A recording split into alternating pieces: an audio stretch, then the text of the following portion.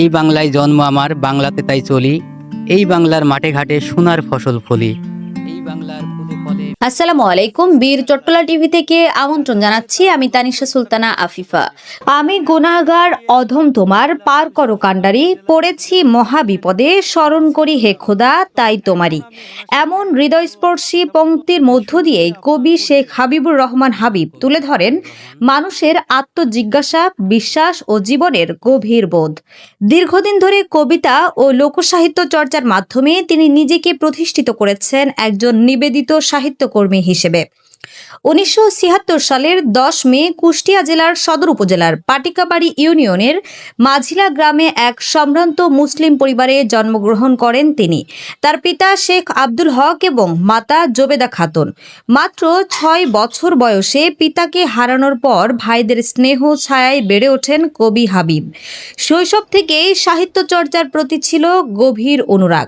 ছোটবেলা থেকেই লেখালেখি শুরু করেন এবং পরবর্তীতে রচনা করেন সহস্রাধিক কবিতা ও লোকসাহিত্য ভিত্তিক লেখা। তার সাহিত্যকর্মে গ্রামীণ জীবন, মানবিক মূল্যবোধ, প্রেম, আধ্যাত্মিকতা ও সমাজ বাস্তবতার নানা দিক উঠে এসেছে সাবলীল ভাষায়। শিক্ষা জীবনে তিনি মাঝিলা সরকারি প্রাথমিক বিদ্যালয়ে পড়াশোনা শুরু করেন। পরে গোসাম্বী দুর্গাপুর বহুমুখী মাধ্যমিক বিদ্যালয় থেকে ১৯৯২ সালে এসএসসি এবং কুষ্টিয়া ইসলামিয়া কলেজ থেকে ১৯৯৪ সালে এইচএসসি সম্পন্ন করেন। এছাড়া বাংলাদেশ ফার্মেসি কাউন্সিল থেকে ফার্মেসিতে ডিপ্লোমা অর্জন করেন। ২০১৮ সালে ইসলামী বিশ্ববিদ্যালয়ের বাংলা ভাষা ও লোকসাহিত্য বিভাগে গবেষণার উদ্দেশ্য তার বেশ কিছু সাহিত্যকর্ম জমা দেন। সাহিত্য অঙ্গনে তার সম্পৃক্ততা ছিল বহুমাত্রিক। তিনি শিকড় সাহিত্য পরিষদ থেকে প্রকাশিত লিটল ম্যাগাজিন আগামীর পথের নির্বাহী সম্পাদক হিসেবে দায়িত্ব পালন করেছেন। নিয়মিত লিখেছেন কুষ্টিয়া থেকে প্রকাশিত লিটল ম্যাগাজিন ছোবলে। পেশাগত জীবনে একজন ঔষধ ব্যবসায়ী হলেও সাহিত্যই তার প্রধান অনুরাগের জায়গা। তার প্রকাশিত গ্রন্থ স্মৃতিকথা প্রকাশিত হয় ২০১৮ সালে, যা পাঠক মহলে প্রশংসিত হয়।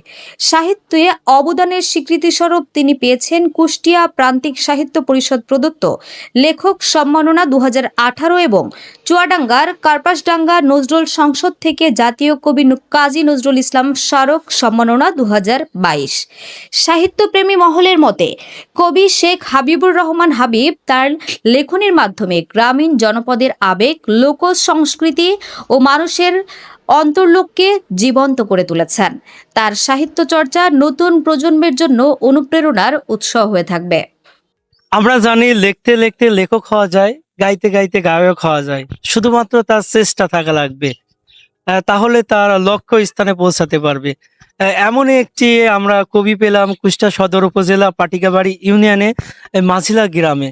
তো এখন আমি ওনার সাথে আরো অনেক কথা বলবো। শুরুতে আপনার পরিচয়টি দেন। আমার নাম কবি শেখ হাবিবুর রহমান, মাঝিলা, পাটিকাবাড়ি, কুষ্টিয়া সদর, কুষ্টিয়া। আচ্ছা, আপনি এই যে লেখালেখি কাজ অর্থাৎ কবিতা লেখা এগুলো আপনি কত বছর করছেন? ৩৪ বছর।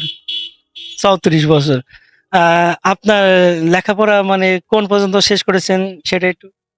আমি মাঝিলা সরকারি প্রাথমিক বিদ্যালয় থেকে প্রাথমিক, তারপরে গোস্বামী দুর্গাপুর বহুমুখী মাধ্যমিক স্কুল থেকে ১৯৯২ সালে এসেছি। পরবর্তীতে কুষ্টিয়া ইসলামিয়া কলেজ থেকে ১৯৯৪ সালে ইন্টারমিডিয়েট। পরবর্তীকালে আমি বাংলাদেশ ফার্মেসি কাউন্সিল থেকে ফার্মাসি টেকনিশিয়ান সনদ লাভ করি।